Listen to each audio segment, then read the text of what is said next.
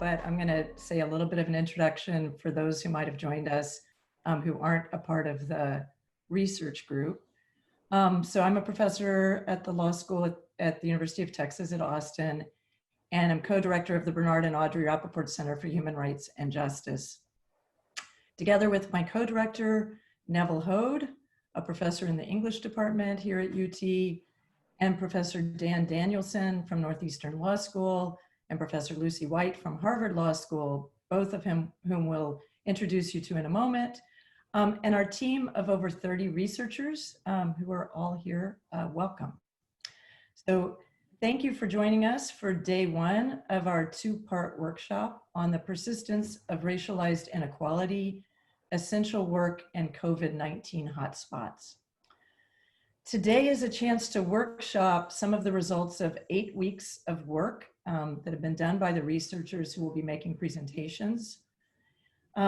Some members will continue to work on the projects, as will the team leaders. So we welcome the feedback not only of other researchers on the larger project, but of those of you who have joined us just for today, some who work directly with those most affected populations.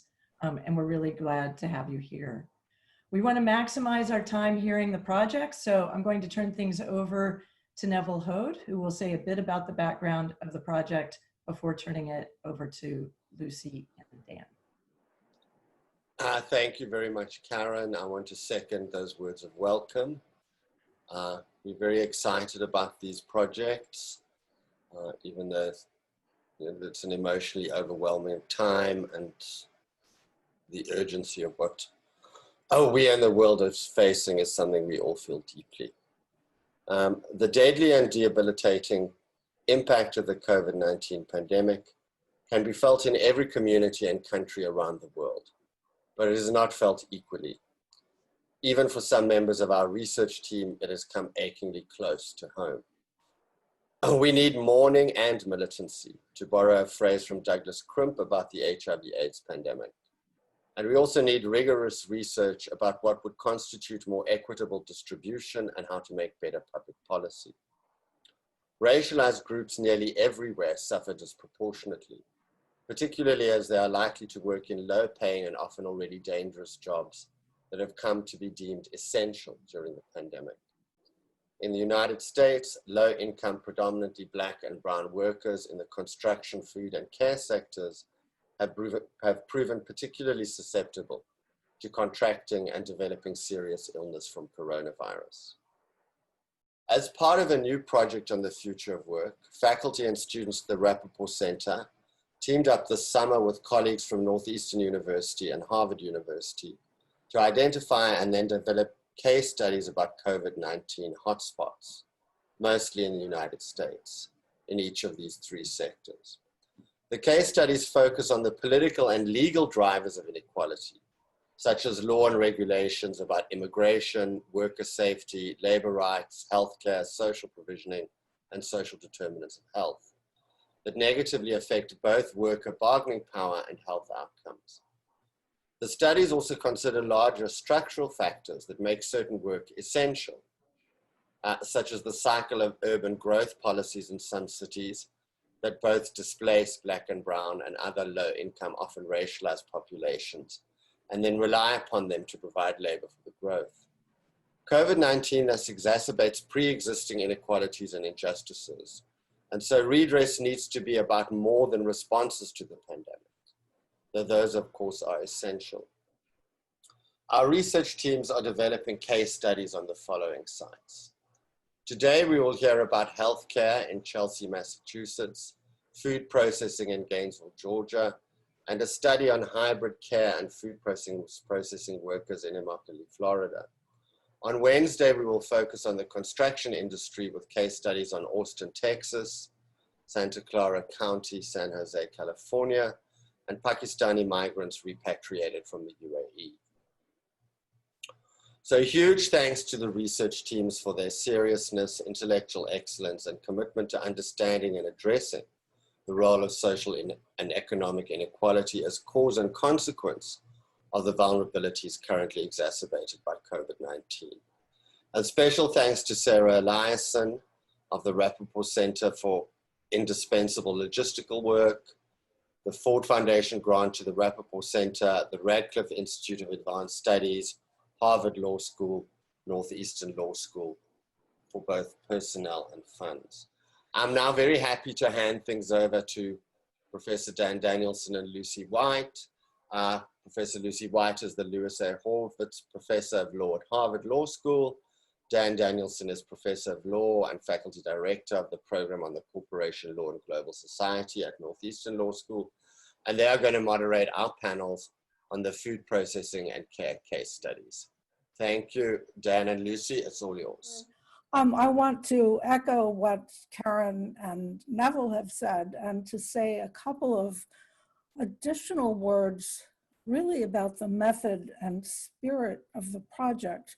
The first thing I want to say is that in addition to the researchers that are have been recruited for the team, we've really had an outpouring of volunteers who have wanted to add their energies to the work. We've also had people embedded in the communities to engage with us in ways that have been absolutely essential for us to understand better the kinds of issues that confront these communities.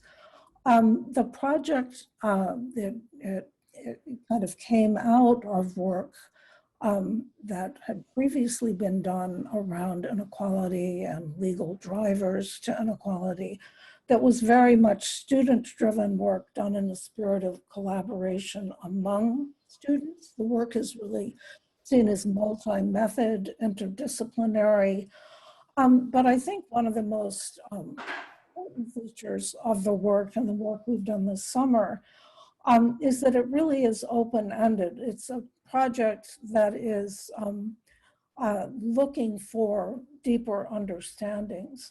And for that reason, it has a really wonderfully open-ended quality. We started with care work in Chelsea, but we really expanded inevitably to all of the features of the ecology of Chelsea that are both challenging and that produce sites of resilience and possibility. Similarly, we thought initially about futures of work, but we really inevitably segued into futures of democratic possibility much more widely. At the same time, we were confronting, as Neville have said, absolutely daunting structures of inequality, structures of racism, historical dynamics that are very difficult to dislodge.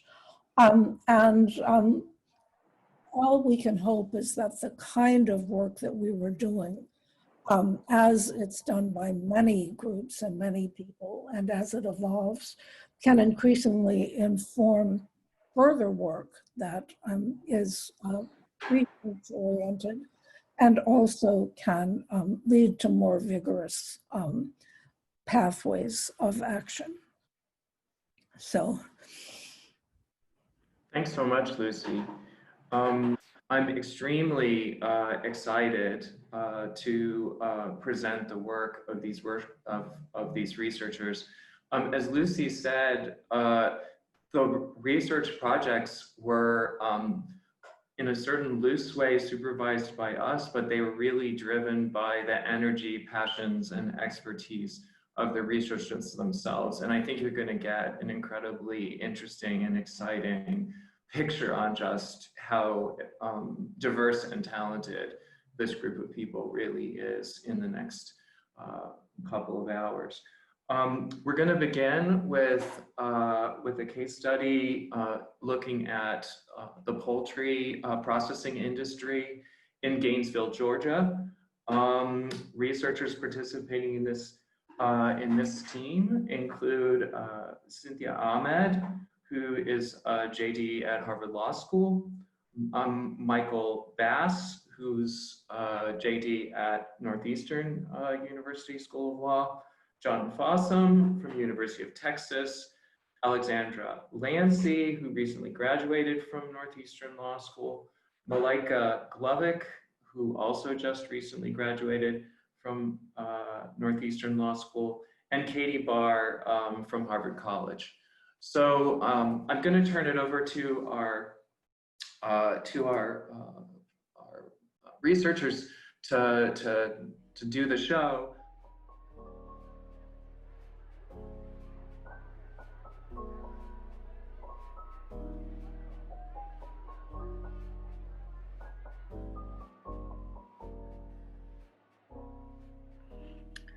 All right, we'll get started.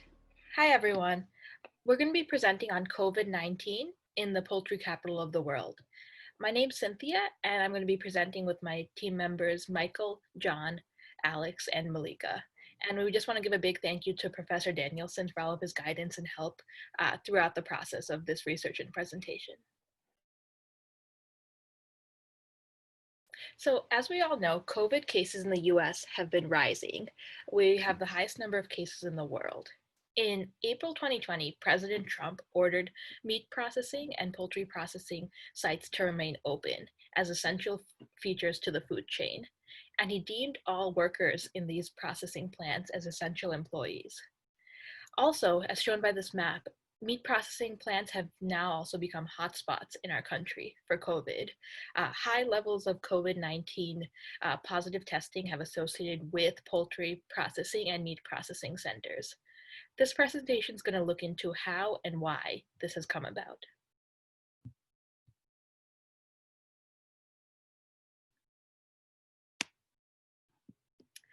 For this project, we decided to try to further understand the pandemic and its effect on the meat processing industry by focusing on none other than the poultry capital of the world, aka Gainesville, Georgia. Gainesville rightfully holds this distinguished recognition as a poultry capital of the world. 5 of its top 10 employers are in the poultry system, including slaughterhouses and processing centers. The majority of its other top employers are actually public sector, so poultry is the main private industry in this town. Also, interestingly, 12% of Gainesville, Georgia's population are actually immigrants. So this is the highest immigrant concentration in the country in this small rural town in Georgia. Now to focus on hotspots. COVID-19 has really been prevalent in Gainesville, Georgia, and this is definitely a COVID-19 hotspot. And surprisingly, not a single poultry processing plant in Gainesville shut down or even slowed down its operations during the pandemic. We want to know why.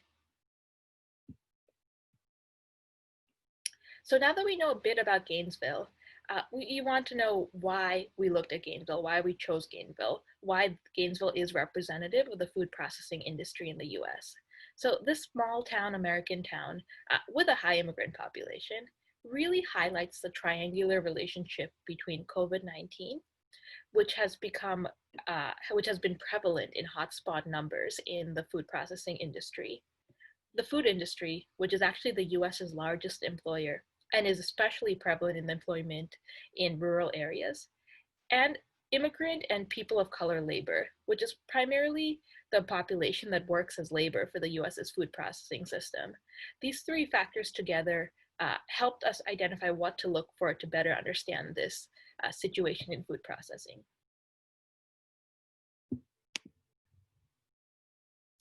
So in beginning our research and trying to identify where to focus, we decided to map out the key stakeholders that caused Gainesville's poultry processing plants to remain open and ultimately expose these vulnerable workers to COVID.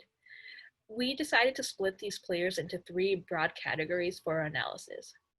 We mapped the key stakeholders into the three following categories. So from left, industry actors, including corporate factors, in the middle, executive branch factors, and at the right, workers and advocacy actors. We further analyzed and mapped the legal regimes that explain the power dynamics of why these plants stayed open and became hotspots. So in terms of legal regimes, we looked at executive authority, corporate liability, and workers' rights.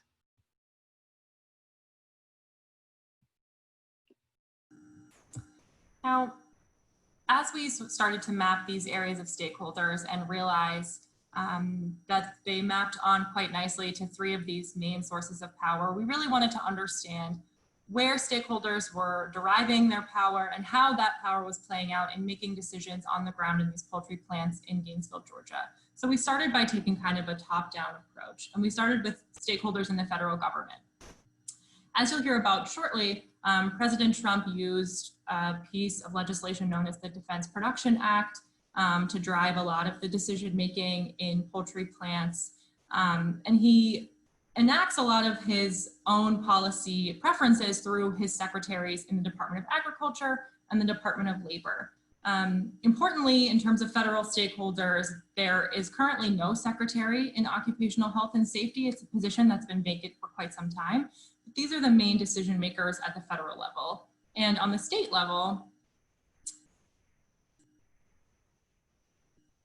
there are similar groupings of stakeholders making decisions. So Governor Kemp serves in that executive role. He has issued a variety of executive orders that have proven to be significant, especially as we've seen that play out of late in the role that it's played as he's tried to preempt some of the decisions that local mayors have made.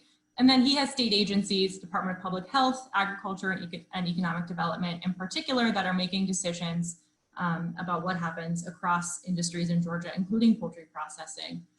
And then there's the Gainesville City Council, which is making legislative decisions led by the Gainesville mayor as well. And in terms of looking at sources of power for this group of actors, we started with the role that these administrative agencies were playing. As you can see, there are a variety of policies, guidance that have been promulgated by the USDA and the DOL via Occupational Safety and Health, OSHA. But a lot of the narrative there is really that they're putting out guidance. They create these very nice looking flyers that are specific to the meatpacking and poultry processing, but we have no way to really tie those threads with what's going on in the poultry plants, particularly in Gainesville, how those policies and guidelines are being implemented or enforced. And a lot of the USDA's role has really been to say that they see themselves as promulgating rules and advice based on what the president wants to do, but subject to, of course, what's happening on the ground in states and what decisions corporate actors are being made.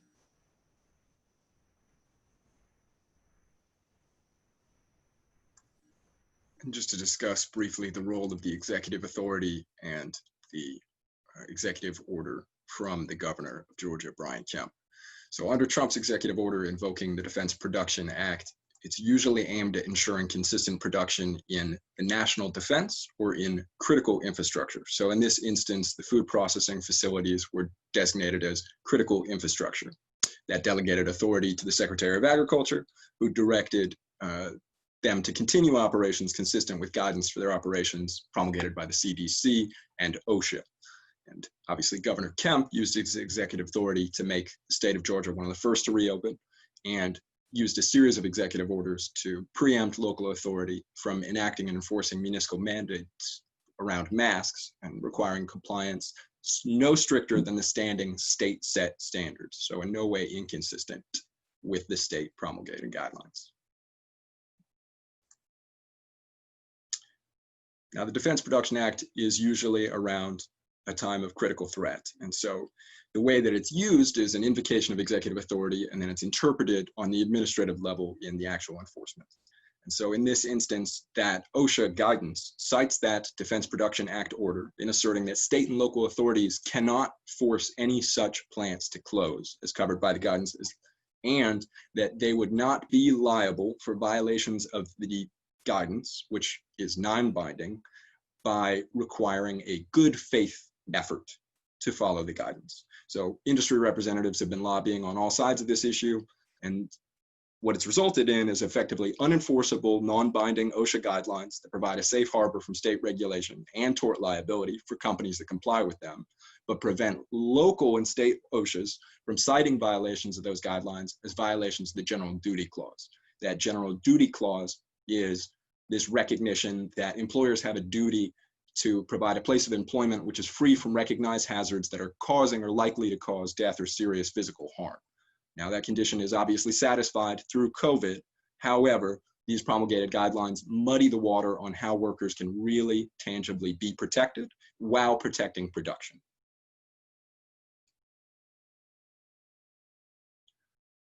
All this just to say that the use of preemptive authority, which is basically just a higher level authority overruling the rules of a lower political subdivision, can take a variety of flavors. Now, in Virginia, the state government enacted an emergency temporary standard for their state OSHA, recognizing that the non-binding guidelines promulgated by the federal OSHA and CDC were insufficient. As well, this governor of Michigan, in comparison to the governor of Georgia, promulgated guidelines that provided a regulatory floor where municipalities were free to set standards over and above the state minimum, thereby retaining flexibility to respond to local conditions. Georgia did not decide to go in that way. All this to say that the present paradigm is the product of past decisions. So in using preemption, there are other ways to do it while protecting people. But in this instance, consistently, they've prioritized production.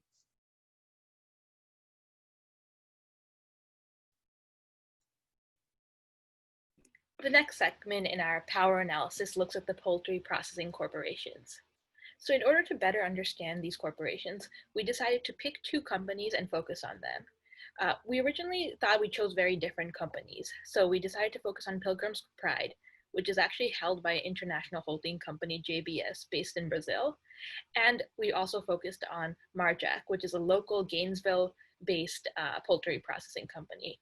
What we realized is these operations are actually more similar than different in the Gainesville setting. So both of these companies have very large operations in Gainesville. Pilgrim's Pride is the third largest employer in Gainesville, employing over 1,700 people, and Marjack is the ninth largest employer in Gainesville, employing over 1,200 people. Both of these companies are integrated from egg to table, meaning they take part in every part in the poultry producing process. And both of these companies produce well over 1 million birds a week, which is a lot. And most importantly, neither of these corporations shut down or even slowed their operations during the pandemic. This is what led to Gainesville becoming a hotspot.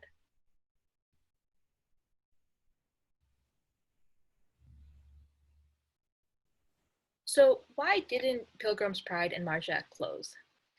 Corporations have to act in a way that is meeting the needs of all of their stakeholders. So we decided to map the stakeholders of both of these companies, which pretty much overlapped besides the international aspect of Pilgrim's Pride. So on the left in the dark blue, we have the traditional stakeholders who we would imagine and which most people would imagine to influence these decisions. On the right, we have novel stakeholders who we feel influence these decisions almost in a secretive or an underlying way. So first and foremost, we looked at subsidiaries. So not only are some of these companies held by other holding companies, but some of them have their own subsidiaries, which they have economic and responsibilities to. We also look at the intersection of regulations. So the poultry processing industry is influenced by regulations in immigration, tax, workers' rights in many areas, and they're really at the center of it, and they are influenced by all of these decisions and really must navigate their way through them. We looked at contradicting employee priorities. So employees at different levels in these corporations have contradicting priorities, and it's very interesting to look at which employees the company ultimately prioritized to keep safe.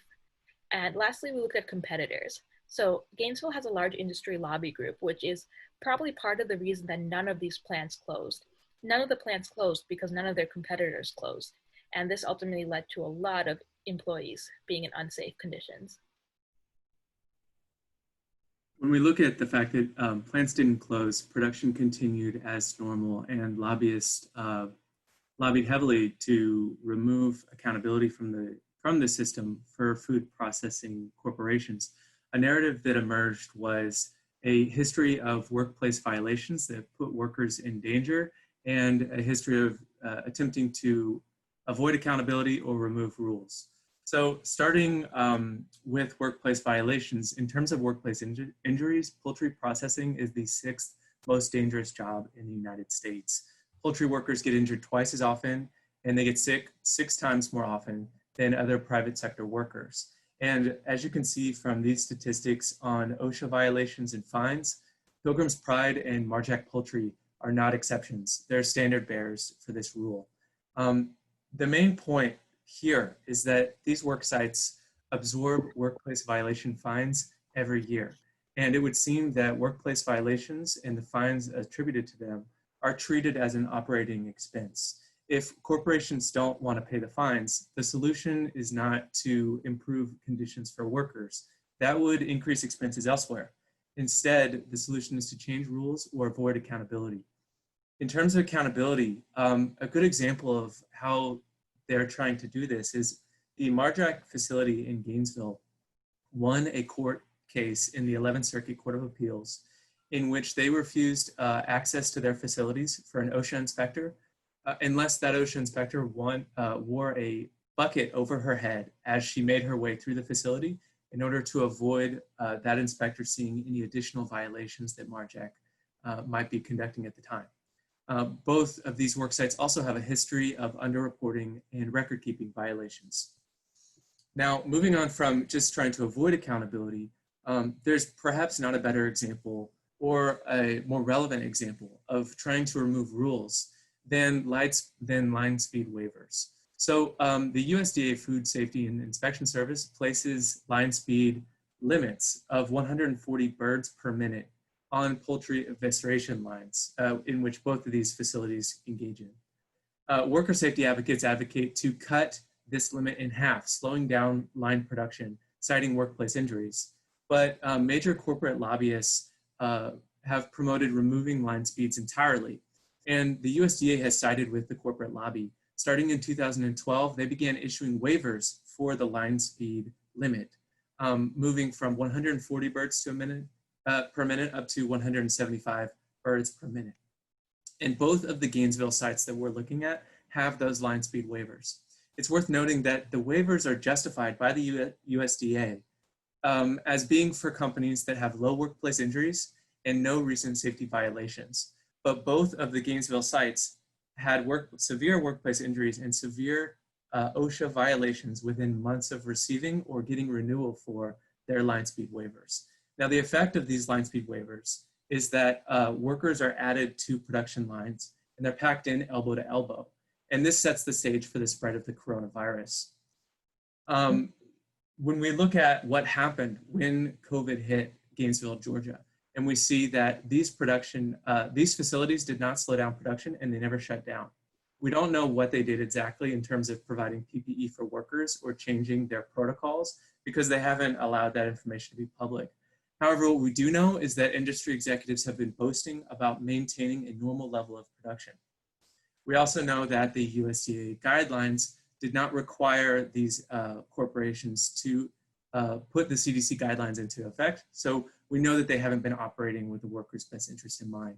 And that has really come together and become clear through a complaint that was issued by the Food Chain Workers Alliance against Pilgrim's Pride and Tyson Foods. And the food chain workers are saying that the inability or the decision by these corporations not to enforce the social distancing and PPE guidelines produced by CDC has led to the COVID-19 hotspots that have disproportionately impacted the Black, Latino, Asian, general Black, Indigenous people of color, and immigrant populations that predominantly work on the floor of these facilities. And so they're bringing this complaint to the USDA through Title VI of the Civil Rights Act of 1964. So to continue the conversation about workers' rights, I'll turn it over to Malika. So next we will talk about the stakeholders at the community and worker level. Poultry workers maintain a steady level of production for the duration of the COVID-19 crisis, despite having little to no assistance from their employer and government stakeholders. Poultry workers have been and continue to be the backbone of this industry, but are not afforded adequate protections under the law. Because poultry farm owners waited to step up and protect their workers, poultry workers were forced to protect themselves with the help of various community organizers.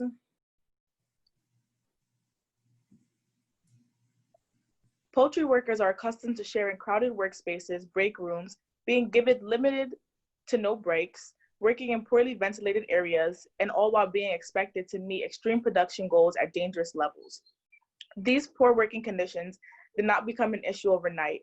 Poultry workers have been working in hazardous conditions prior to COVID-19.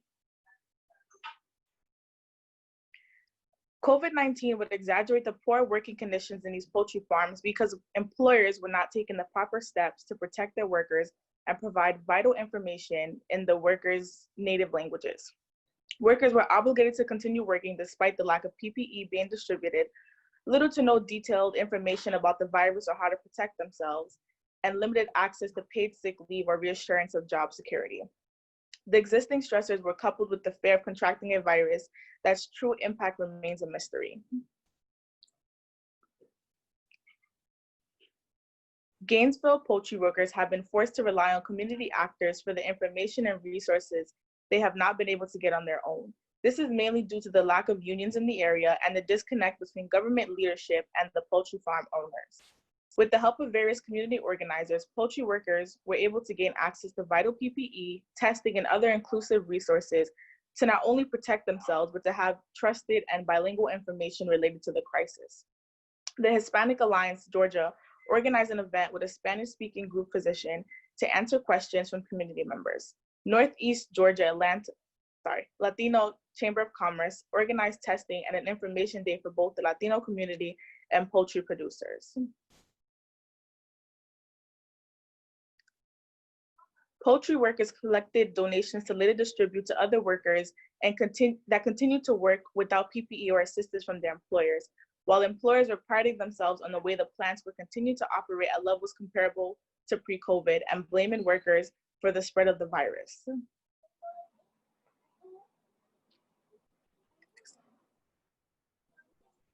More needs to be done to protect current workers and to prevent further abuse.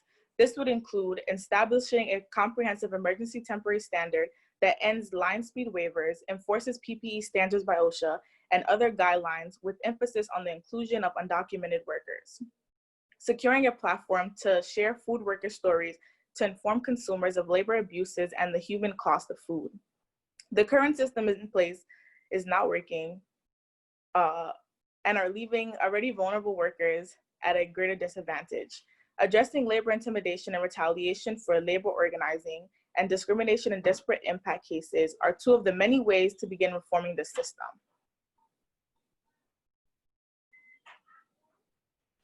Some considerations for future researchers would be to explore gaining access to information regarding outbreak numbers and plant protocols, which are not readily accessible, and addressing the lack of worker voices that may result from fair retaliation for speaking out or sharing their experiences, and overall the culture at poultry factories.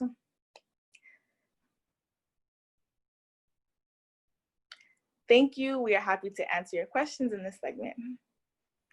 Okay, thank you for that, team. That was incredibly thorough and provocative and impressive. And you're going to be a hard act to follow. So well done. I was particularly impressed with the sort of the range and scale of the social and political and legal determinants of this particular crisis. And it took me back to a question that Lucy White asked, I think in one of the construction meetings, but it might have been in a more general meeting, which was, who are the workers' allies in this situation? So in this kind of compendium of actors and stakeholders, where do you think the most effective intervention could take place? You've suggested many points of possible pressure, but I mean, if you were to think like activists now, who would be the most organic allies of this particularly vulnerable group of workers, and where do you think the most effective intervention? I mean, besides November 3rd. I think there might be more effective ones than that. So that's my comment / question. Anyone in the group wanna chime in, or you can actually, you also might have different views too about where. John, are you suggesting you want to say something? No, Malika's unmuted. Oh, Malika. Okay, go ahead, Malika. Yeah, I was just gonna say that I think from the research we've done so far, it shows a lot of the Latino and Hispanic oriented organizations right now are doing a lot of the work. And I think that moving forward, if they begin to combine some of their resources and working more together instead of having isolated testing sites and isolated resources, then that can have a greater impact. But I think besides that, it's just kind of what they've been doing already. But I just think combining it and kind of working together and maybe doing cross-national things will kind of add get things running and add more resources, more funding for people. And then if it starts picking up in a national view, then people will know that it's not an isolated situation in Gainesville, that it's something that's nation and global wide. So that's what I think, but yeah. Completely agree. And to add to that, I think we have to mention the history of violence against worker organizing in Gainesville. There are no food processing unions in the city, which is very unusual. Even Pilgrim's Pride facilities in other states, in other cities in Georgia, have unions. So there's a history of anti-union violence in Gainesville. Specifically, there was one activist who spoke up in May, against the practices going on currently in Gainesville, specifically at Fielddale Farms processing facility. A month later, that activist was arrested and charged with terrorism in connection to protesting police violence in the uprising. So I think that I mean there's no way to definitively say, but there's some connection there, and I think that the proposals to crack down or to push back against anti-labor activism is an important piece of finding allies. We have a question from the floor, and then also a request to speak from Lucy. So let me take a couple from the floor and then first. Suggestions of very, very important work. You're bringing to bear a lot of important concrete information here. How are we disseminating the findings? And how are we bringing them back to the poultry workers directly? I think that's a question that we could use, that we're thinking about as a group. We were trying to build these case studies and see what we could learn, and partly we're trying to figure out what next steps are going to be. One plan, at least, is to have available the presentations in PowerPoint form, a research summary that describes in more detail a lot of the information, as well as annotated bibliographies of sources, both in terms of contacts as well as academic sources and institutional sources that would be publicly available for activists, workers, and scholars to take forward. But other people might have more specific ideas about this. We had one also from one other question from the floor, and then I'll go to our faculty colleagues. what obstacles are there to getting research and data from the poultry industries? Any ideas about increasing transparency? Anyone from the group want to take that one on? I can, in part, and then if other folks have anything they'd like to add. I think the biggest issue is that there aren't requirements for how that information is reported and shared. The CDC did a big study on the disparate impacts that were happening in the meatpacking industry, and even the CDC's data only relied on reports from fewer than half of the states. So there's just no consistent way to make sure that plants are reporting information or reporting whether by company or by state. And a lot of those things are intentionally kept in a black box in terms of how decisions are being made and how regulation is happening, both at the state and federal levels. So it's something that we've been up against. And to the other side of that coin is that getting access to folks on the ground, whether it's workers or corporate players, is incredibly difficult, in large part because of the fears of retaliation that we've already seen play out when it comes to labor organizing, and among the few workers that have spoken to the media since the COVID-19 pandemic. Do you all, I mean, we might just throw this out there, but do you all have a sense of whether this is something that you think has to be handled at the federal level? Is it something that states or towns or folks who might be more amenable to getting the information out there? Where do you think is most likely a place to push for these kinds of transparency changes? Anyone? The power of these corporate actors goes above a lot of what local government is able to do. Corporate actors are able to influence the federal agencies and executives all the way up to the President of the United States. So I think we need to focus, personally, my take is focusing on federal and corporate action. But interested in other people's. Great. Okay, we're just about out of time, but Lucy and Karen both wanted to get something in, and one of our research collaborators from UT's, Nahal Patel, also wanted to put out there a question about thinking about how we might come to estimate what the costs are of maintaining the public costs in terms of public health damage and all the other things that are entailed in keeping these plants open and producing the vulnerabilities that you guys have been so excellent in demonstrating. So while you're thinking about that one, how about Lucy? Well, this is wonderful just in terms of offering a map that can suggest a lot of paths forward. One thing that struck me was you talked about 3 avenues of legal action and legal change. One was in the tort arena, where you can increase the possibilities of liability. The other is race discrimination law, which is federal and state and local in some cases. And the third is to beef up the regulatory structures and the regulatory penalties. So they can't just consider them a source, a means of paying them off and not making any changes. And I just encourage you to think about all those together and recognize that you can't get anywhere on any of them unless you can unlock the power of the corporations to work together in those lobbying scenarios.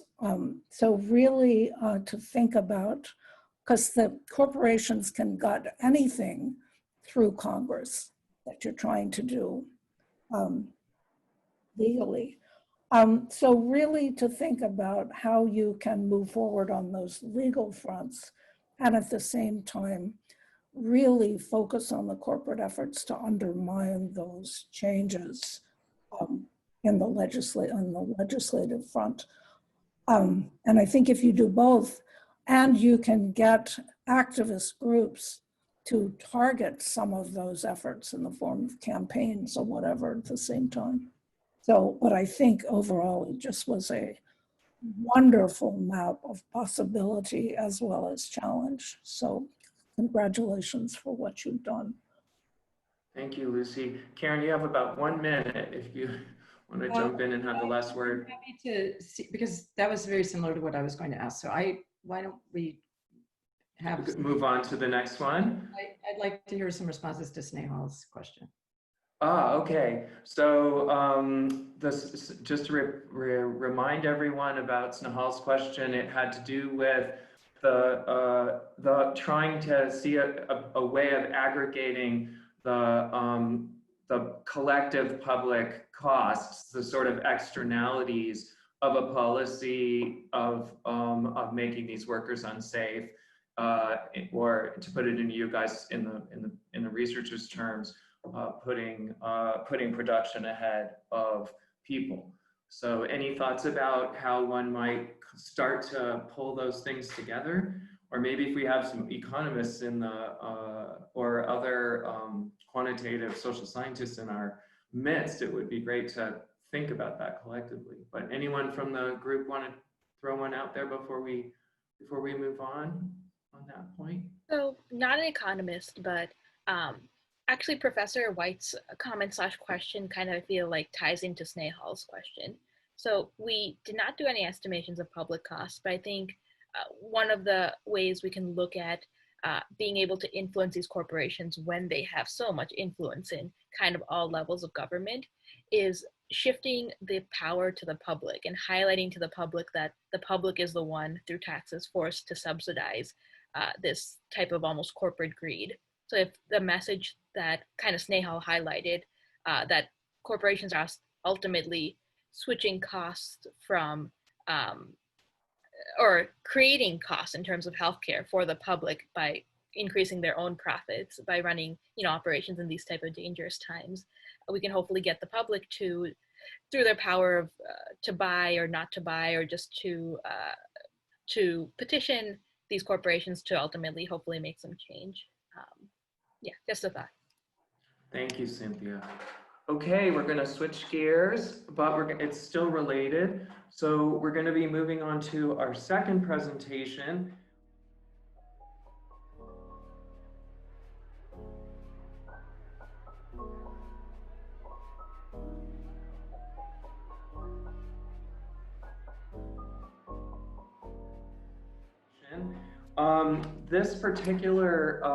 This particular group focused on thinking about work in the context of food processing.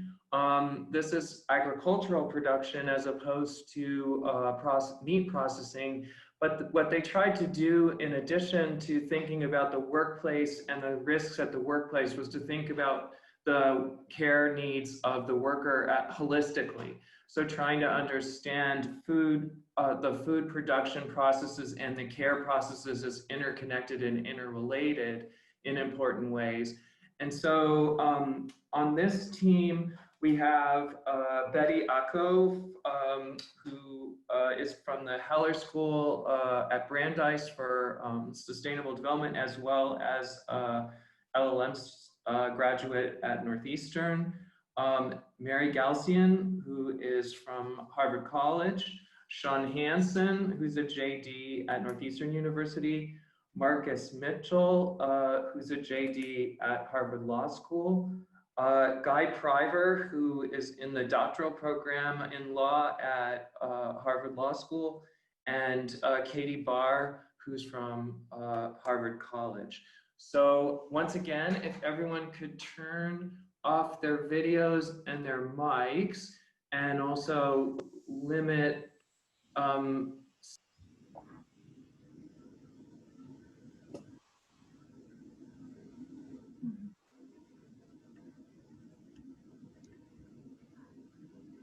turn it over to you guys.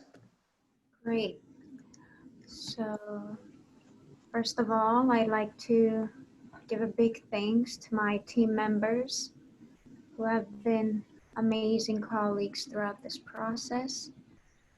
And I'd also love to thank Professors Lucy White, Dane Danielson, and Hila Shamir for their valuable mentorship and guidance throughout these past few weeks.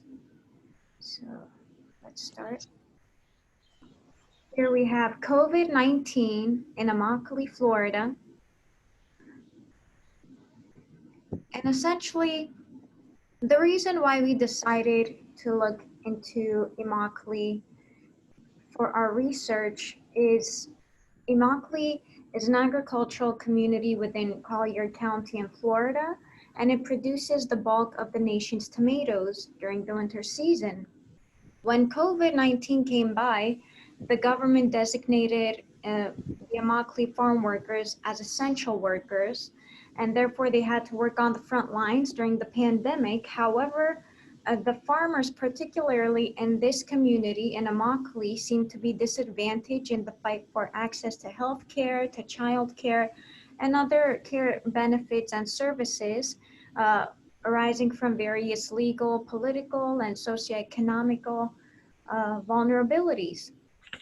So the question we had, and what ultimately led us into diving deeper into the Immokalee community, was despite it being such a big contributor to the US economy, and if it's not the largest, then it's the second largest contributor to the agricultural business, why aren't these people being taken care of the way they're supposed to be? Because you'd expect that if someone is important or if a group is significant to your nation as a whole, their needs would have to be attended to. However, this wasn't the case for Immokalee, and that ultimately got us into questioning why. So here is Collier County, and Immokalee is somewhere near the center. And in terms of population and ethnicity, Immokalee is predominantly Haitian and Mexican community people and a lot of colored peoples, whereas the surrounding communities are predominantly white. And as we go along in the presentation, we'll have our different group members speak to the different aspects, but just to talk about it briefly, first we examined a lot of different legal frameworks and a lot of labor and immigration as part of our traditional explanations, and then this gave way into some alternative explanations, including the fact that Immokalee is unincorporated. It doesn't have its own municipal government, and essentially Betty will talk about the historical context, then we'll have Marcus talk about the stakeholders and all the individual allies involved, and then we'll transition to Sean talking about labor and putting in some legal framework into this conversation, and we'll conclude with Guy talking about a couple of care dimensions. So, and throughout this process, we've gotten the opportunities to interview a multitude of individuals and representatives who have either worked in Immokalee for many years or are currently part of organizations that are carrying out advocacy efforts for the Immokalee farm workers. Thank you, Mary. Hi, everyone. So today I'll be talking about the historical foundations of agricultural labor in Immokalee, Florida. As Mary rightly said, there's been a spike in COVID cases in Immokalee, and the governor has attributed that spike to activities of farm workers in Immokalee and within the state generally. So I'm gonna start with describing the agricultural sector and talking about the various dynamics at work within that sector that predisposes farm workers in that area to the COVID outbreak. A large statistical discrepancy that precedes COVID. The COVID outbreak actually exists between Immokalee and various other counties, between Immokalee and various other areas within the county. And here you see a map of Immokalee and just a brief statistics, demographic, and just a brief snapshot of what you have there: total population, the number of citizens and non-citizens and unauthorized persons. You actually have a very large unauthorized population in Immokalee, about 37%, compared to other areas within the county, which is just about 14%.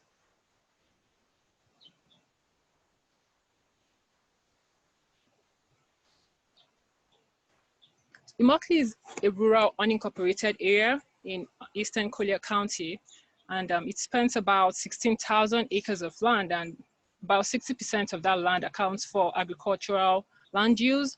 The first settlers arrived in 1872 with the Calusa Indians, and then we had the Seminole tribe and the European traders that came and started agriculture. And because of the rich and fertile soil and the availability of cheap immigrant labor, basically, it attracted more people to come into the area and begin to farm. So right now, Immokalee is an agricultural hub, and it contributes significantly to state and national economy. But then we find that all that wealth does not translate to the well-being of workers within Immokalee.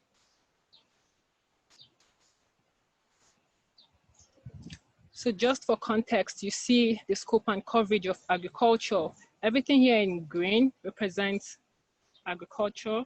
Like, so you have just this little area in the center for every other thing that is outside agriculture. So it's a huge agricultural community.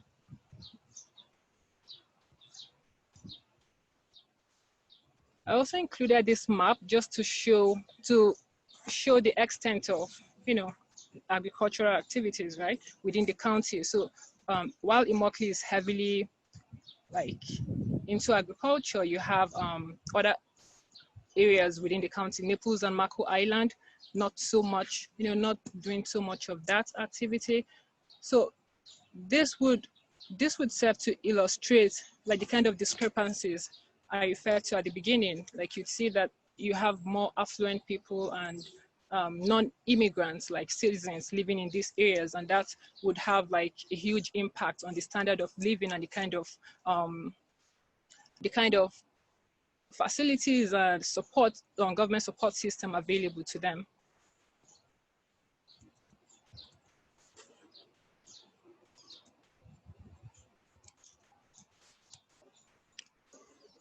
So, historically, agricultural labor in the United States has been cloaked in exploitation. The demographic composition of the agricultural workforce has maintained critical racial and ethnic features that continue until this day. In the past, we had African-American slaves working on plantation farms, and they performed most of the agricultural tasks. But in this present day, in Immokalee especially, we have the farm workforce comprised largely of Latino, Hispanic, and persons from the Caribbean. However, notwithstanding the demographic shift we have witnessed, the same conditions of inequity that characterize the subjugation of African-American agricultural workers remains abundantly reflected among the current workforce. And the basis for that we found is the dominance of agriculture in the economy. So Immokalee has a monocentric economy focused on agriculture, and then we have the availability of non-union, low-wage labor force also. It also contributes to the exploitation of the farm workers in Immokalee.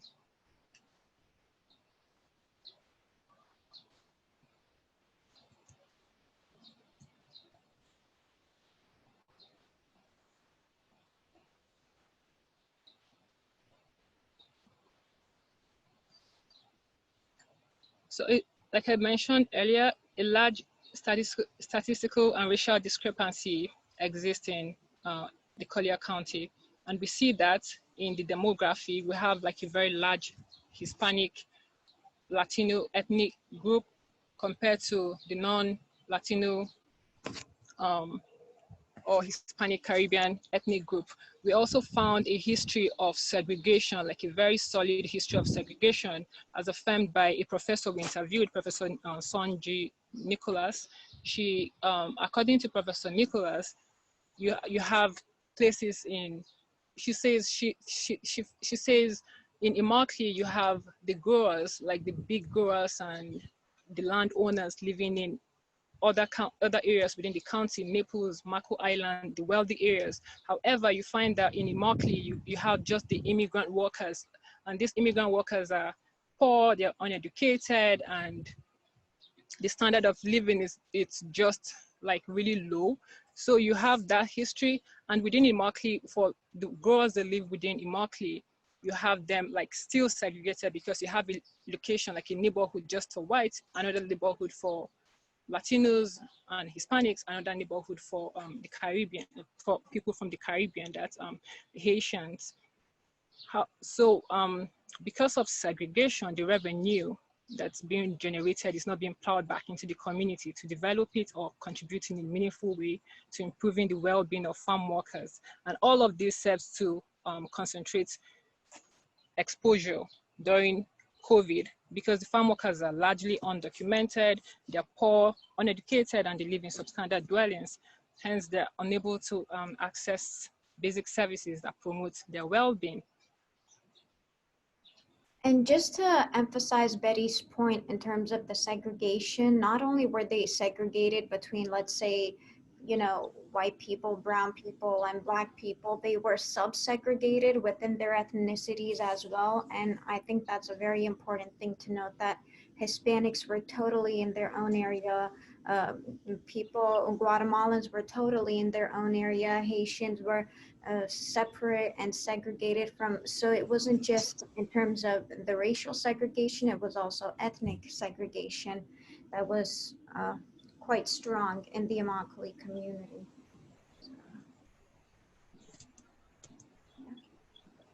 All right, so for many years, farm owners, known as growers, and their allies in government at the national and state levels have exploited the instrumentality of the law to suppress the ability of farm workers to organize and demand fair labor conditions on farms. This situation has led to the emergence of advocacy groups like the Coalition of Immokalee Workers to contend with farm owners over unfair labor conditions on farms, housing standards, and over access to public health and educational services for Immokalee farm workers. So the CIW adopted very innovative social legal strategies, which my colleagues would present. Marcus and Sean will talk more about this. Thank you.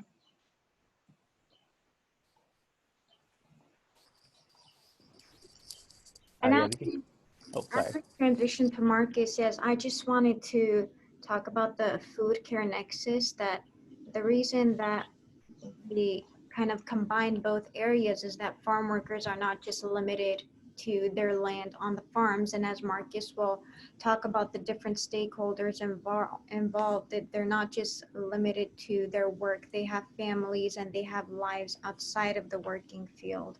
So that brings a lot of context to the combination of this food and care element to provide a more holistic view of the stakeholder analysis that Marcus will be talking about now. So thank you. Yeah, and thank you, Mary and Betty. I think it's important to reaffirm the humanity of people outside of their occupation, to be certain. So I'll be conducting stakeholder analysis with a focus on the Coalition of Immokalee Workers that Betty just talked about. I'll explain the success of the Fair Food program that they used and why that may not translate during the pandemic in Immokalee. But first, I do want to outline why their organizing was necessary and how it has everything to do with the context that Betty provided to us. As the rest of the team gets into some specific areas of law and policy, you'll come to see that farm workers exist in a sort of vacuum in which many laws and policies designed to protect workers don't apply to them. I want to emphasize that this was very intentionally designed to serve racial capitalism by maintaining a status quo designed to exploit people of color. And those people comprise the majority of the farm labor force. It ensures the benefits of their labor are not enjoyed by them, but rather a wealthy, predominantly white owners of capital class. Which brings me to the slogan of the Coalition of Immokalee Workers here during their Fair Food program in the early 2000s. Taco Bell makes farm workers poor. I love this slogan. It's succinct, it's gripping, and most importantly, it's very much true. By using their massive demand, along with competition among growers, corporate mega brands like Taco Bell can force suppliers to sell them produce at extremely low prices. Those low prices result in razor-thin profit margins for growers, depressing wages for farm workers, as well as prompting cost-cutting measures in the form of poor working conditions. But this is only possible because of the lack of policy protecting workers. and we will continue to explore throughout the presentation why that gap in policy is rooted in racism. The Coalition of Immokalee Workers has a very well-defined understanding of this in the early 2000s, and they had a plan to deal with it. By leveraging consumers through a massive information campaign, boycotts and protests can put pressure on these corporate mega brands. College students, a place where Taco Bell was attempting to expand, proved particularly strong allies. But just how do you maintain and enforce these working conditions that have been improved by this program? The answer is something that Sean will get more into when he delves into labor law, but it lies in worker-driven social responsibility, a system in which workers monitor and enforce labor conditions at farms. This was an important and crucial shift of power between stakeholders from these corporate mega brands to the farm workers. Consider the pictured example. Tomato pickers are paid by the bucket.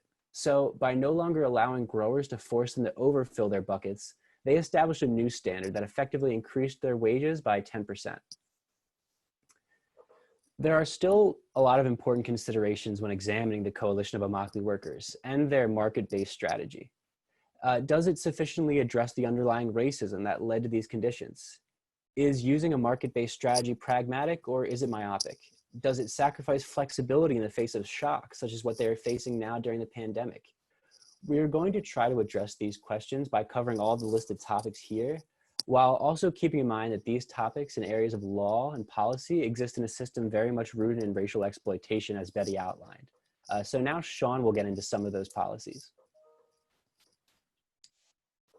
Thank you, Marcus. So we'll start with immigration, which weaves its way through lots of the legal regimes we're going to talk about today. So the first farm workers who worked in agriculture on an industrial scale in Immokalee in the 1950s and 60s were economic refugees from the Mississippi Delta region. They were mostly African-American, but there were also some poor whites, along with a handful of Latinx immigrants as well, who grew over time to become the largest demographic on the fields. Today, most farm workers in Immokalee are documented. Many come from Central America, Haiti, and Mexico. In Immokalee, there are also some Salvadorian and Haitian immigrants who have come to the US on temporary protected status visas.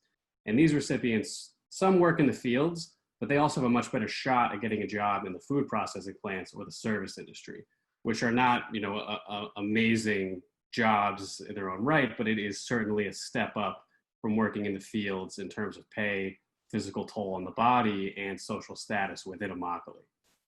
And the processing plant industry is primarily composed of Haitian workers who have temporary protected status. And so ICE actually has a stronger presence in Immokalee than any other law enforcement, even local law enforcement, like the Collier County Sheriff. They set up random checkpoints. They work very closely with institutions all over Collier County. And this really puts a type of fear in the population. And many are afraid to trust any type of institution or have their name anywhere publicly. And more of this will be addressed by the CARE team. So we can move on to labor.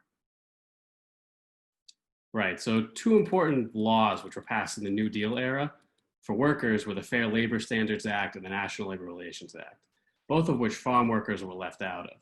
The FSLA established important protections like the minimum wage. The National Labor Relations Act, or NLRA, was passed in 1935 and protected workers who utilized concerted activity to improve their workplace and even form a union. The NLRA makes it illegal to fire someone for union activity or concerted activity to improve their workplace. The power and scope of these laws have been eroded over time, especially recently in the past couple of years, but they still offer important protections that farm workers are left out of. And farm workers were left out because back in the 30s, the Democrats believed that the bill would not pass without votes from their Southern delegates, who did not want industries where the majority of workers were African American to gain rights and power. Inclusion of farm workers in these laws would have threatened the agricultural power structure of places like Florida. And Florida has always depended on racialized systems of forced labor, whether it was outright slavery in the 1800s, and slavery actually still happens today in Florida, sharecropping in the early 1900s, or today exploiting undocumented immigrants. So we're thinking about racial capitalism. Florida growers and multinational corporations have throughout history extracted lucrative profits from their workers using racist laws like legalized slavery, segregation, and now the utilization of the constant fear of deportation through the presence of ICE. And that couples with exclusion from laws like the National Labor Relations Act laws that catalyze the fight for a democratic workplace. Unions win healthcare even if they are composed of undocumented immigrants. Union workers earn almost 15% more than their non-union workers. And they have more sick leave and other forms of paid time off. Most importantly, they balance power in the workplace. And these are all factors which could have mitigated the COVID-19 outbreak on Immokalee farms. In some states like California, Wisconsin, and Massachusetts, especially California with the history of the United Farm Workers there, they've passed protections at the state level for farm worker organizing. Florida has not, and they're not going to do it anytime soon. Many of the FLA protections were extended to farm workers through a 1983 law, but there's a lack of enforcement problem, which we'll talk about in a little bit. And so the Coalition of Immokalee Workers really emerged from this legal gap in the rights of organizing for farm workers. And so instead of organizing under the Act, the National Labor Relations Act, they utilized a different model, which is very innovative, with the worker social responsibility model. And so workers identified the problems in the workplace. Importantly, sexual harassment in the fields, fair pay, adherence to housing standards. They wrote a code protecting workers for the growers. And it's been tremendously successful in addressing human rights issues, but it took over 15 years to write, implement, and campaign for these victories. So our research raised the question, if is the worker social responsibility model the best model to address emergencies like the COVID-19 outbreak? The Coalition of Immokalee Workers has worked very hard to keep community members healthy during COVID, but their power is limited because of how long it takes to implement these changes, the need for solidarity across states and even internationally, and the lack of a worker-run central authority. And we'll talk a little bit more about the central authority now with municipal law and incorporation. So Immokalee is not a village, town, or city. It's an unincorporated area, a census-designated place, but it has at least 25,000 people, but they're probably undercounted because of the lack of participation in the census. So if you count Greater Immokalee, which would include communities like Ave Maria, it's even bigger. So it's easily the size of many, if not bigger than many small cities and towns in the Northeast and the Midwest. And Immokalee, it was originally called Gopher Ridge. It was a Seminole trading post, big area for alligator hides. Then it was drained by the state to be used for agriculture in 1905, primarily first for cattle ranching. So for most of its history, Immokalee was not a place for people to live. It was a place for business. And it wasn't until fruits and vegetables started being grown in the 1950s that lots of people actually lived there. And so as a result of that history, Immokalee, an incredibly diverse community, predominantly Black and Latinx, is administered by Collier County, which is very wealthy and very white and home to some of the wealthiest communities in the country. And there are some federal and state programs that aim to help, but they're very off base, almost ironically sometimes. So the housing programs, you cannot access federal and state housing programs in Immokalee unless you have legal status. So a lot of these houses actually sit empty. One of these programs, ironically, is called Farm Worker Village, and not a single farm worker actually lives there because very few farm workers have status. It's mostly empty. Meanwhile, all the private housing is monopolized by one family who drives up the prices. So farm worker families of multiple generations are forced to share one-room trailers, which greatly facilitates the spread of COVID-19. Immokaleeans with no local authority are thus at the mercy of the Florida and Collier County public health departments. So the Coalition of Immokalee Workers, for instance, offered to write a grant to help trace and track COVID in partnership with the Florida Department of Public Health. But the state declined to participate. This was in early July when Florida had thousands of cases per day. It still is the global center of COVID right now. And the Florida Department of Public Health just wasn't interested in working with the community. And so today, the main advocates of incorporation are actually the Immokalee Chamber of Commerce. And they recently lamented that they couldn't attract a Walmart because they weren't a city. But it wasn't always this way with cities and incorporation. In the 1950s and 60s, when Immokalee was growing very fast, when massive agriculture was first growing in Immokalee, The idea of the city throughout the country was the city was formed to serve its citizens, not its businesses. Which leads to the question, if Immokalee had been incorporated back then as a city, would there be sufficient public health and other infrastructure which would have sufficed to mitigate the COVID-19 outbreak? There's been some interesting work done in California with farm workers, showing that farm workers experience better social outcomes when they live in incorporated areas. And so the Coalition of Immokalee Workers has in many ways already revolutionized labor organizing in the modern era. So what if worker-led incorporation and worker-controlled central authority could determine a community's course beyond the field, beyond the workplace, and through emergency situations such as COVIDs or hurricane or drought. But the only people who really know the answer to that question are the workers themselves.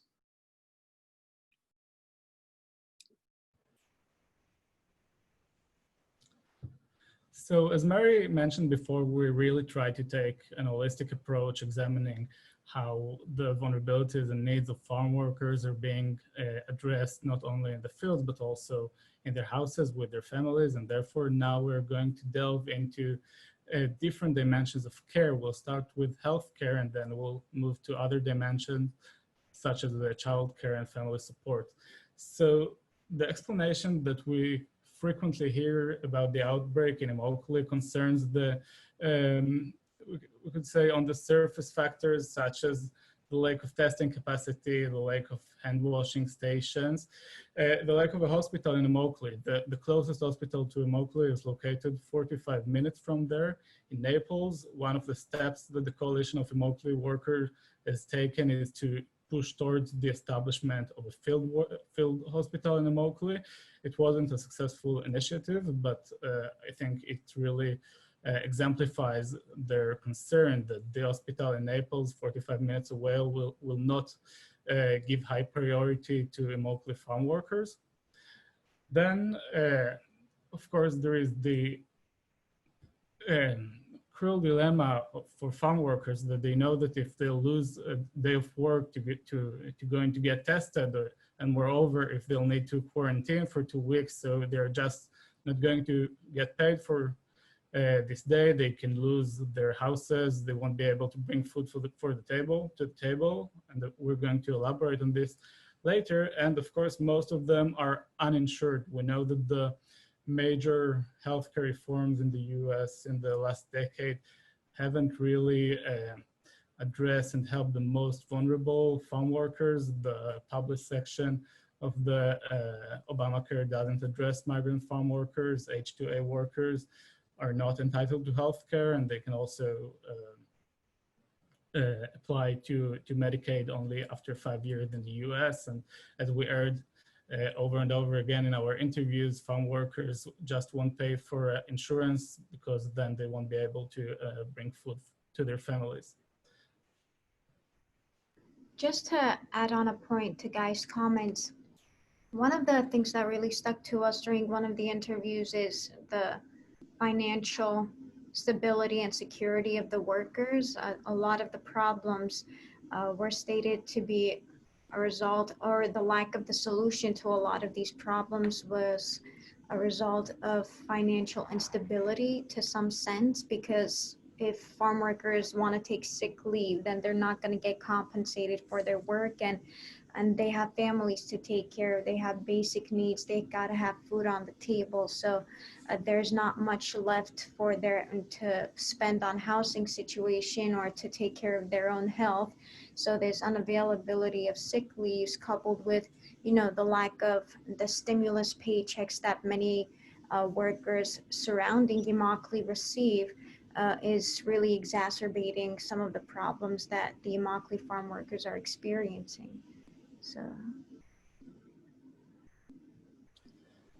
So against this background, a range of actors, public, governmental authorities, nonprofits, and market actors step into this picture to provide primary assistance and primary treatment to farm workers, also in their day-to-day life prior to COVID-19 and in the context of the pandemics.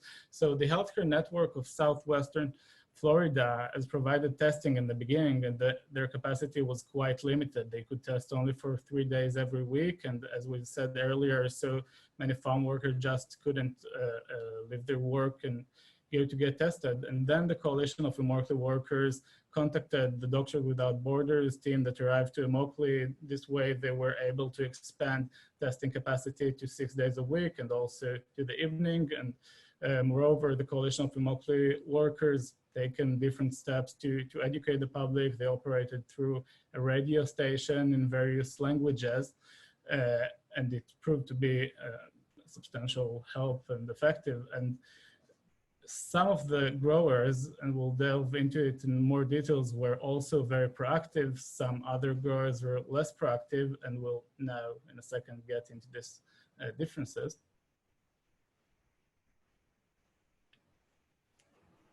So we'll try now to portray a bit more nuanced picture of these vulnerabilities and delve into deeper layers. And this picture is based on the interview that we conducted with several multiple individuals in the Collier County Health Department, and it was very helpful. So I guess that the major theme in the interviews was the issue of compliance, that the Department of Health doesn't really possess any substantial authority to enforce. Their only authority, formal authority under the Migrant and Seasonal Farm Workers Protection Act is to inspect migrant housing, and this is also a very limited authority, only above a certain number of migrants in a house, and only once in a few weeks.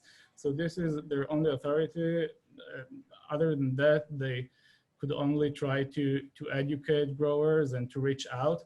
And we've heard from them that some of the major growers have been really proactive. They contacted the Department of Health. They tried to bring banking services and groceries to their fields so the workers won't have to go to the towns and risk themselves. However, we've been told that they had many difficulties with small-scale farmers that couldn't afford this. Many of them, so we have been told, just didn't really care.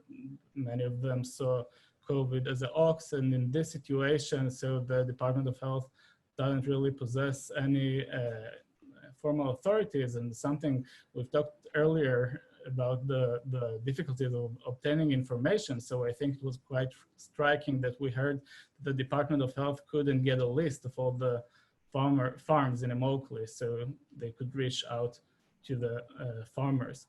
We frequently talk about the lack of testing and services, but I think that the major theme was that also when there are discapacities, so there is a great fear of approaching the authorities. And when the farm workers, mainly undocumented farm workers, see the National Guard and the sheriff, people that came to help, so they just wouldn't approach. And then the last 2 points, I guess that they could lead to some more nuanced surgical interventions. So we heard just about lack of communication. Many undocumented farm workers don't possess phones, so even when there were tested as positive, so the Department of Health couldn't reach them.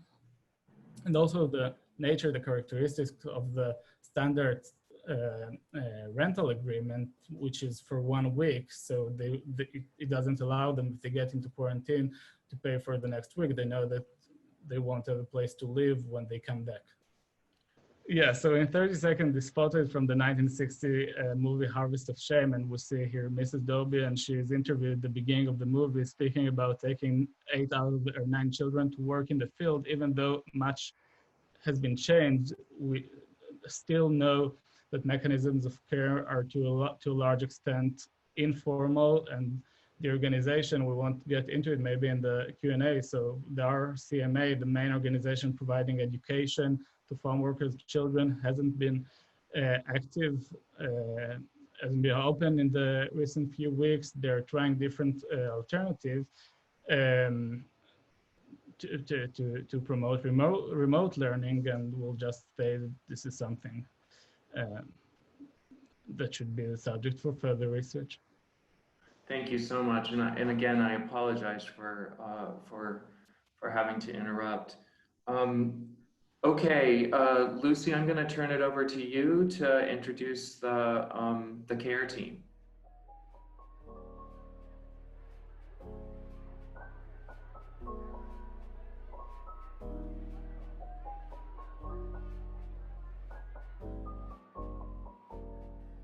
Great. I'm going to introduce the group quickly so you all can take it over for your presentation. We had a wonderful multi-school group.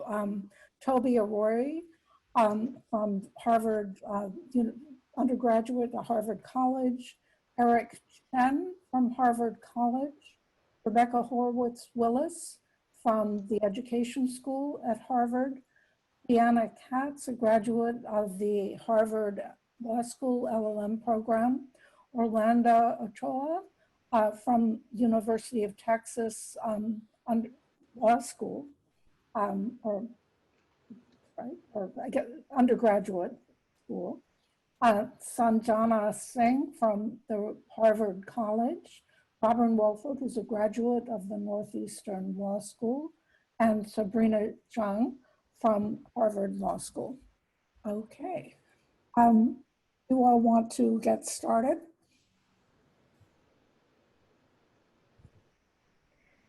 Hello, my name is Rebecca Horowitz-Willis, and together with Leanna Katz, Robin Wolford, and Sanjana Singh, we'll be presenting on essential care workers in Chelsea, Massachusetts during the COVID-19 pandemic.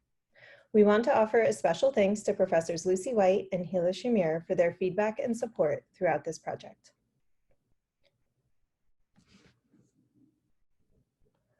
As the COVID-19 pandemic spread, nearly 10,000 care workers from Chelsea, Massachusetts left their homes daily to tend to the needs of others. Many got sick themselves. Throughout the pandemic, Chelsea residents have been left extremely vulnerable to both COVID-19 and its associated demands on informal care. Without significant bargaining power to negotiate adequate protections for themselves and their families, infection rates in Chelsea ballooned to 5 times that of the Massachusetts state average.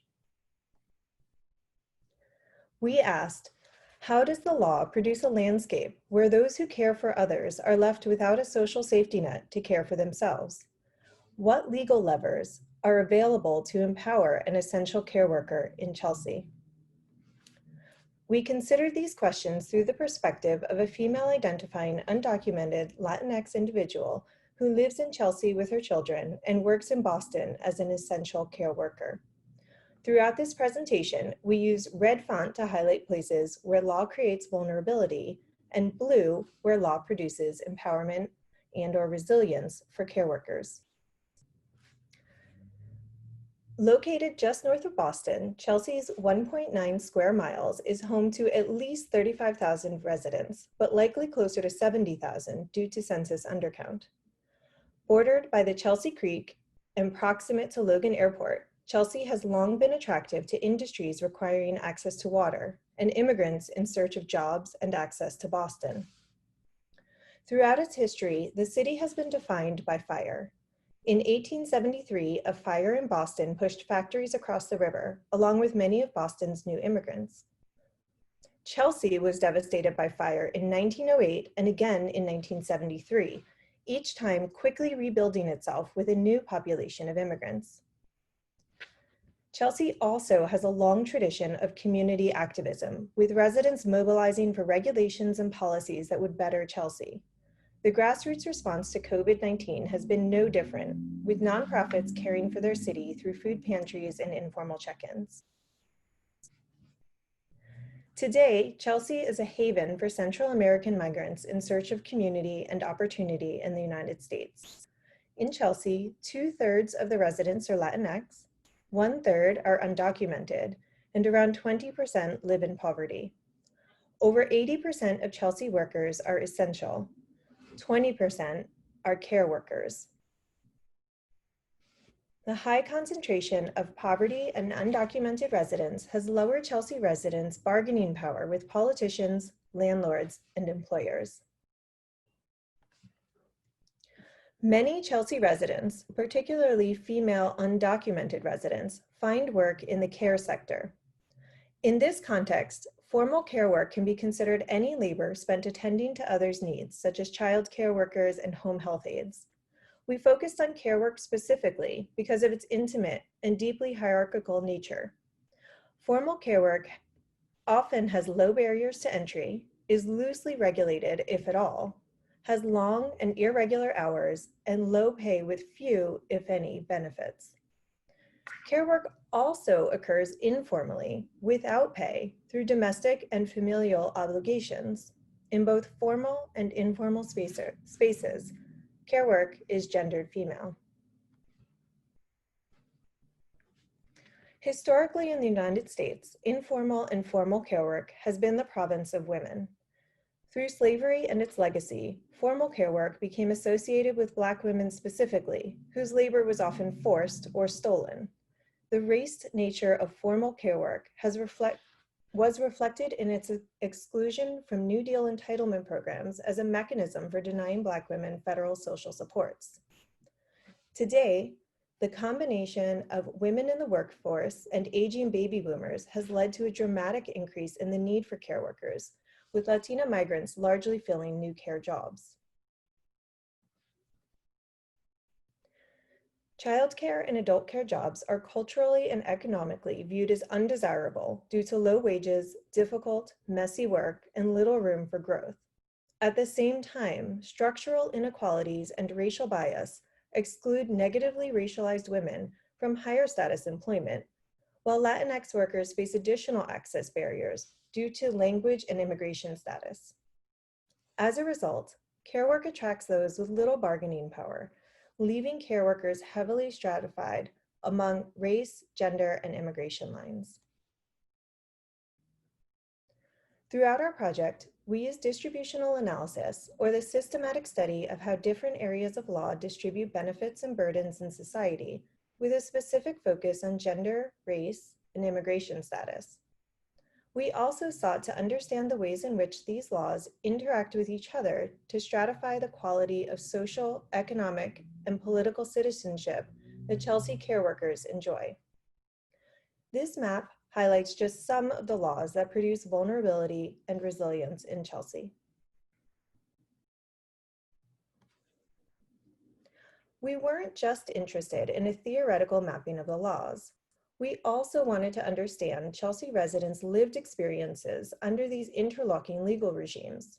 In order to do so, we complemented our legal research with 6 interviews with local grassroots organizations, politicians, and community advocates. The concerns on this slide reflect a few of the stories we learned from our interviews.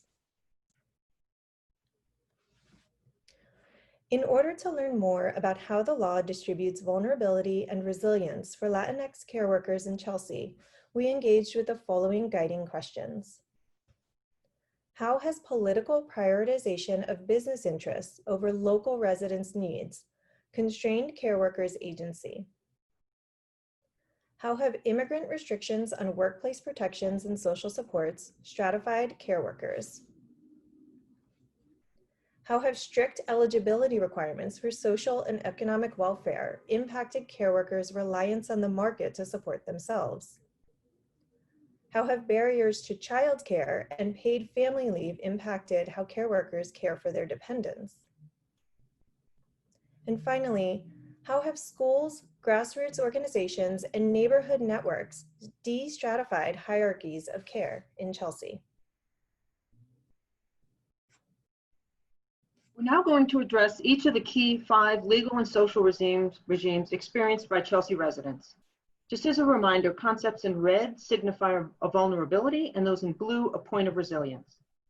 The first vulnerability is the environment. Chelsea has a higher prevalence of asthma than nearly all other communities in New England, but there's also more heart disease, more lung disease, and more cancer. This is due in no small part to several enduring sources of pollution, such as the storage of jet fuel and salt, low-flying planes from Logan Airport, and temperatures in Chelsea can be up to 40 degrees higher than in the Boston suburbs. Yet, unlike nearby Boston, Chelsea has been given no federal air quality monitors, despite being named an environmental justice area. Actions like these deprioritize the health interests of low-income, minority-majority cities like Chelsea. Another example of disempowering Chelsea residents is the state's intervention to scale back a waterfront park that the city had already negotiated with a large industrial firm. And there are environmental process decisions with negative implications as well. For example, it's difficult for residents to get informed and to voice their opinions when zoning hearings are infrequent, when they're not publicized, and when they're held only in English. So we found that the power to control their environment was continually being shifted away from Chelsea residents, going instead to corporate interests.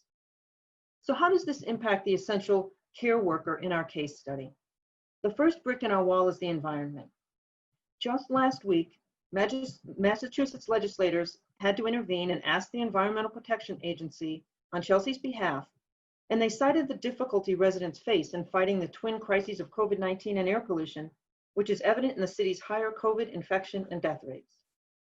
We'll now move on to the second lived experience, which is housing insecurity. As Boston rents continue to escalate, gentrification has expanded into Chelsea. In one new development, studio apartment rents start at $1,650 per month, which may be reasonable by Boston standards, but is out of reach of most Chelsea residents. In addition to high rents, gentrification has the corollary effect of reducing the supply of affordable housing, as you can see in the chart. The dark blue bar, demand, far, far exceeds supply. Yet even if subsidized housing was available, most federal housing subsidies are restricted to citizens only. The good news is that all Massachusetts state programs are open to residents regardless of status, but again, the supply is woefully inadequate. The city of Chelsea did take steps to ease the burden of paying rent when your job has been eliminated due to COVID, but their efforts fall short of the need. A single room in a shared apartment in Chelsea, a single room that often houses an entire family, that can rent for as much as $800 per month, far greater than the one-time $250 subsidy the city provided. Beyond cost, the quality of housing is sometimes far below state-mandated safety standards, but residents such as our undocumented care worker are fearful of ICE intervention if they complain, which leaves them entrenched in unsafe, unsanitary living conditions. The final factor here in housing insecurity is evictions, which have continued in Chelsea despite the moratorium, as tenants, especially undocumented ones, have limited bargaining power. The governor has extended the protections against foreclosure and eviction until mid-October, and there are bills in the Massachusetts legislature that will extend the moratorium for up to a year after the emergency is declared over, but longer-term relief is needed, and we'll talk about potential next steps at the close of our presentation. The next block in the wall is housing, therefore. Living in crowded conditions, unable to socially distance or to self-quarantine, means our essential care worker is unable to take steps to safeguard her and her family's health during the pandemic. We'll now move to the next basic element, which is food. There are more food pantries in Chelsea than there are markets to buy food, and there are more pantries now due to the increased need. A significant driver of this food landscape is the state's decision not to fund cash assistance for food. Traditional funding for groceries has been provided through SNAP, which is Supplemental Nutrition Assistance Program, formerly known as food stamps. But it's available to citizens and only a select few qualified immigrants. But again, even immigrants who may qualify for SNAP are hesitant to use it, as it could define them as a public charge and risk their gaining legal status. Under federal rules, states can expand SNAP benefits unrestricted by immigration status if they pay for it with state funds. And several states do this, but Massachusetts is not one of them. Instead, Massachusetts funds statewide food banks, vendors, and growers, which in turn support the food pantries that you see in Chelsea. Food is currently available through school lunch and other programs, but again, with restricted hours and restricted selection. The outcome of this state funding decision is that low-income residents have lost much of their autonomy when it comes to food security. So the third brick in our wall recognizes the lived experience of waiting in long lines with many other residents. So this not only increases the risk of exposure to COVID, but for the care worker in our case study, it deprives her of time she could be using to care for herself and her family. The next Chelsea experience is employment. So the next few slides consider care both from the perspective of employment and then from the perspective of providing care for one's own family and one's personal needs. An undocumented Latina worker has a constrained set of employment options due to her immigration status and potential language barriers. Though designated essential, she faces poor working conditions. The average wage for a home health aide in Massachusetts is $15.14 an hour. And while this is above the state minimum wage of $12.75 an hour, her take-home pay is in fact much less. This is because wage theft is rampant, particularly for undocumented workers and home health aides. As one interviewee reported, she had yet to meet an undocumented person in Chelsea who had not experienced wage theft. In-home caregivers face additional unique vulnerabilities because they are negatively racialized, undocumented, and female. In particular, they are vulnerable to sexual assault and harassment in the workplace. COVID introduces a new set of risks as essential workers continue to attend their place of work. The nature of their work makes social distancing difficult, and safety protections at work have been inadequate. Undocumented workers are unlikely to ask for better safety protections for fear of losing their job. There are potential remedial measures. For example, the presence of a union could help make workplaces safer, as could inspections by OSHA, the Federal Occupational Health and Safety Administration, but these protections are not available to in-home undocumented care workers.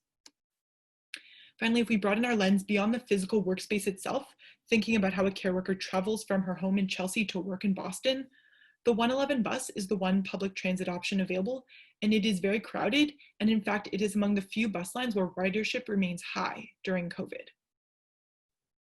So how do these work-related risks impact an essential care worker during COVID?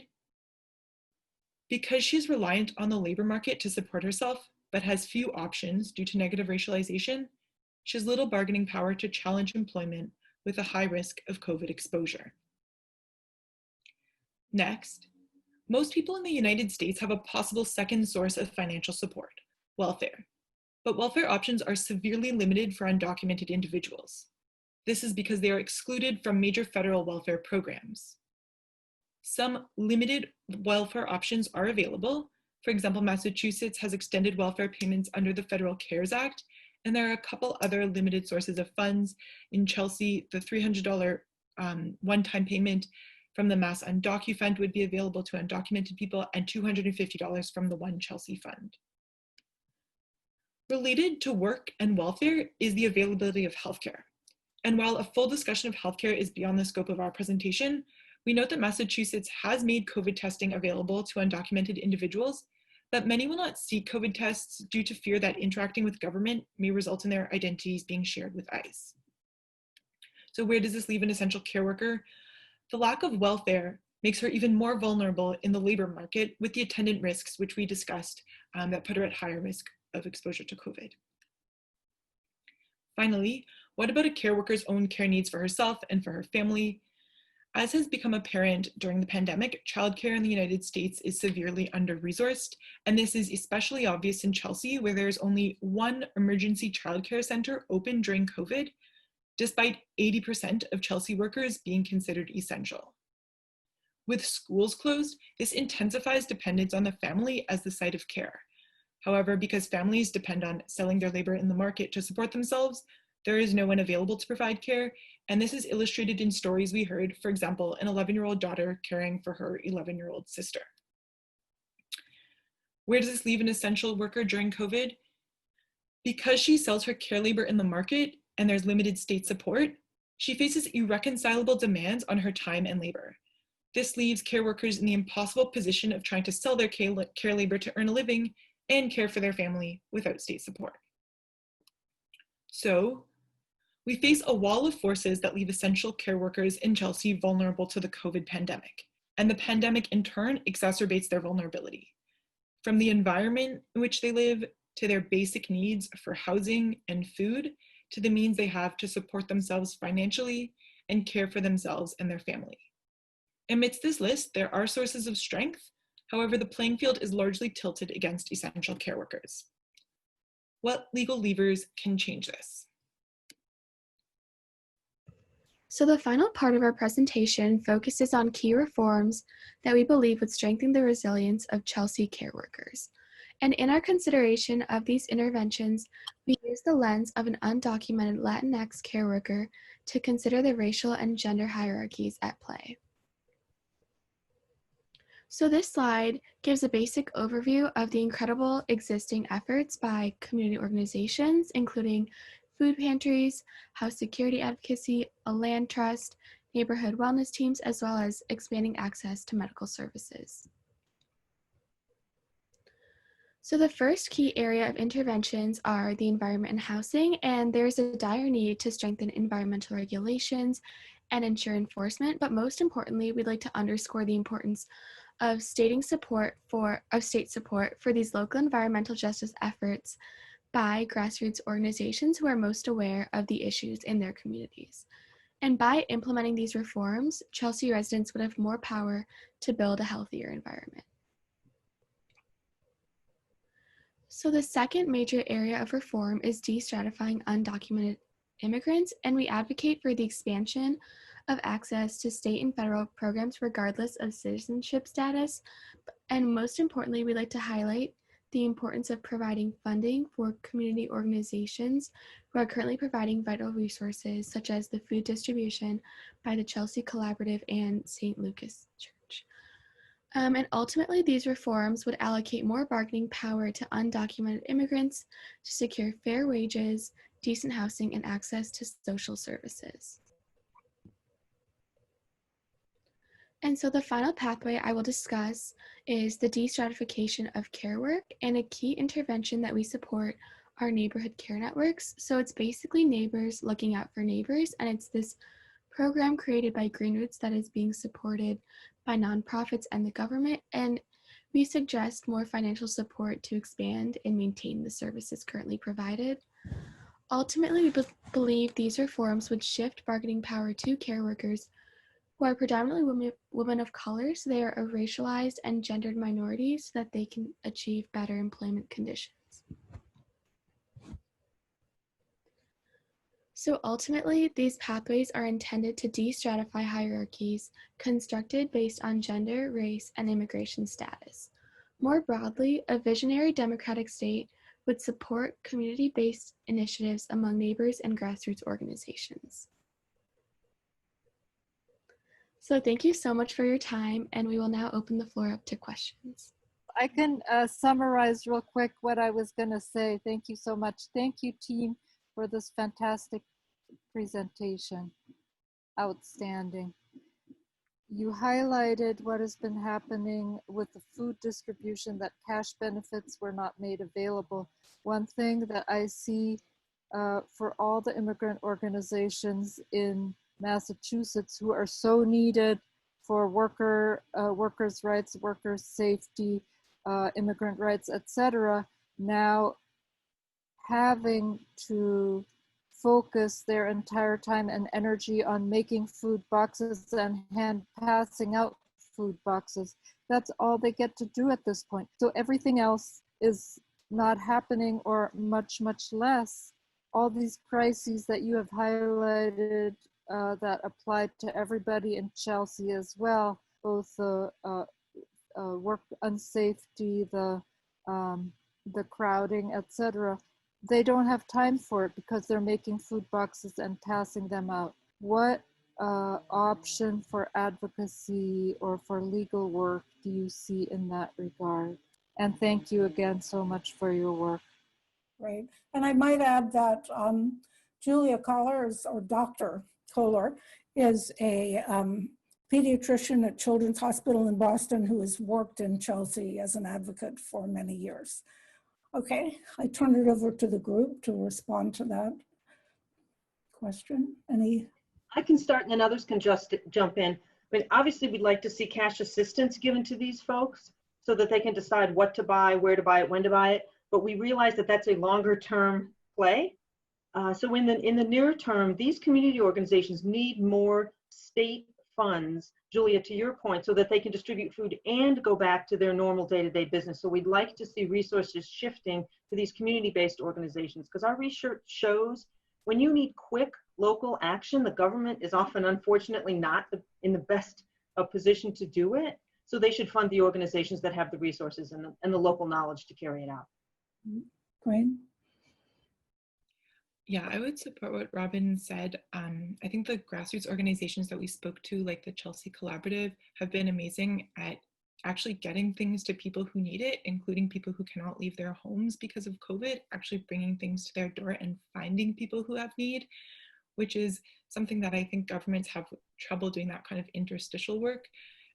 So we would, commend more support for those efforts, but longer term, it would be better to see more cash assistance. And there are kind of bills in the pipes that would also try to kind of get at the gap. So like, for example, a specific bill targeting the SNAP gap, people who are eligible but don't apply for SNAP because they're worried about the possibility of being considered a public charge, which would put their immigration status in jeopardy. So this would make them eligible for food aid through a common application. And that's the kind of thing that might help actually make sure people who are eligible get the services that they're entitled to. But also thank you, Dr. Kohler, for all your support for our work and for Chelsea. It's really amazing. And can everybody turn your cameras back on also, if you haven't already?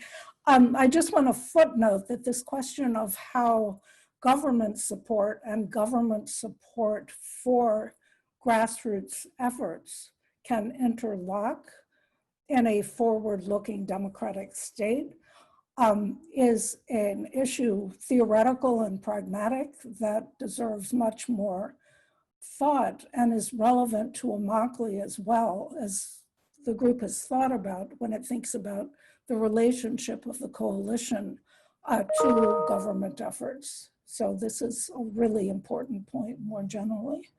Great. Let's see.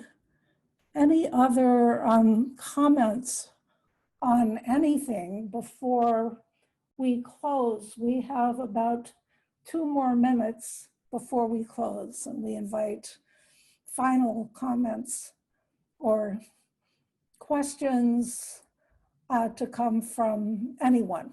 Okay.